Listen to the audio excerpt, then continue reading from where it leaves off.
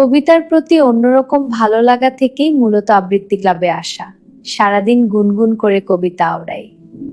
যেদিন থেকে আবৃত্তি শিখতে শুরু করেছি সেদিন থেকে আমার মধ্যে অদ্ভুত কিছুবার দেখা দিয়েছে। কয়েকদিন আগের কথা। সাজিদ সহ ফিরছিলাম সদরঘাট থেকে। একটি জীবন্ত, সতেজ আর শুদ্ধ স্রোতের নদী মানুষের অত্যাচারে কিভাবে ঢুকে ঢুকে মরে যায় তার উৎকৃষ্ট উদাহরণ এই বুড়িগঙ্গা। আসার পথে জগন্নাথ বিশ্ববিদ্যালয়ের পাশে খুব সুন্দর একটি বিলবোর্ড দেখলাম। সম্ভবত কোনো বেসরকারি এনজিওর বিলবোর্ড হবে।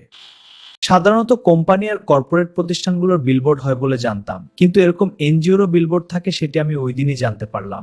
যাই হোক, ওই বিলবোর্ডে বেশ সুন্দর কিছু কথা লেখা ছিল, মানব সেবা ধর্মী কথা।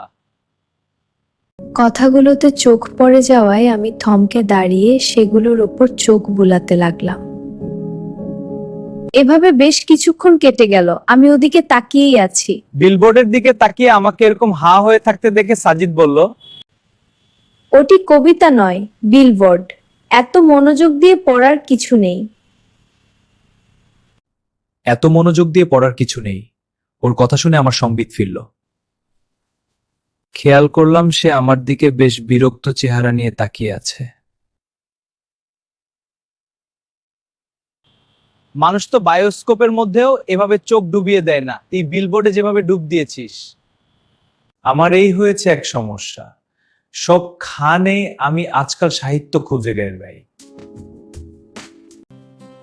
আমার সেই খোঁজাখুঁজি বিলবোর্ড থেকে শুরু করে ঝালমুড়ির ঠোঙা পর্যন্ত বিস্তৃত। সকাল থেকে আমি একটি কবিতাই আবৃত্তি করে যাচ্ছি, নির্মলেন্দু গুণের সবিরোধী কবিতাটি। আমি জন্মেছিলাম এক বিষণ্ণ বর্ষায়, আমি জন্মেছিলাম এক আশা সকালে, কিন্তু ভালোবাসি চৈত্রের বিকেল। আমি জন্মেছিলাম দিনের শুরুতে, কিন্তু ভালোবাসি নিঃশব্দ নির্জন নিশি। আমি জন্মেছিলাম ছায়া সুনিবিড় গ্রামে, ভালোবাসি বৃক্ষহীন রৌদ্রদগ্ধ ঢাকা। জন্মের সময় আমি খুব কেঁদেছিলাম, এখন আমার সবকিছুতেই হাসি পায়। আমি জন্মের প্রয়োজনে ছোট হয়েছিলাম, এখন মৃত্যুর প্রয়োজনে বড় হচ্ছি। কবি নির্মলেন্দুগুণের একটি ব্যাপারের সাথে আমার বেশ মিল পাচ্ছি, কিন্তু বর্ষার বদলে তার পছন্দের ঋতু হলো বসন্ত। বাবার কাছে শুনেছি আমি নাকি জন্মেছিলাম ফাগুন মাসে।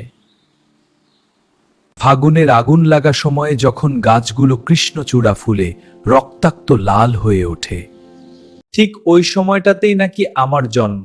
ফাগুন মাসে জন্মালেও লাল রং আমার একদম অপছন্দ, বিচ্ছিরি লাগে। নির্মলেন্দু গুণের সাথে আমার এরকম অপূর্ব মিল দেখে আমি যারপরনায় আনন্দিত। আমি যে এত সুন্দর করে কবিতা লিখতে পারি তা আমি নিজেও জানতাম না। কবিতার এই সৌন্দর্য আমাকে মুগ্ধ করে। আবৃত্তি করছি সেদিকে তার কোনো ভ্রুক্ষেপই নেই, সবকিছুতেই তার এই নির্মোহ ভাবটি আমার কাছে বিরক্তিকর লাগে।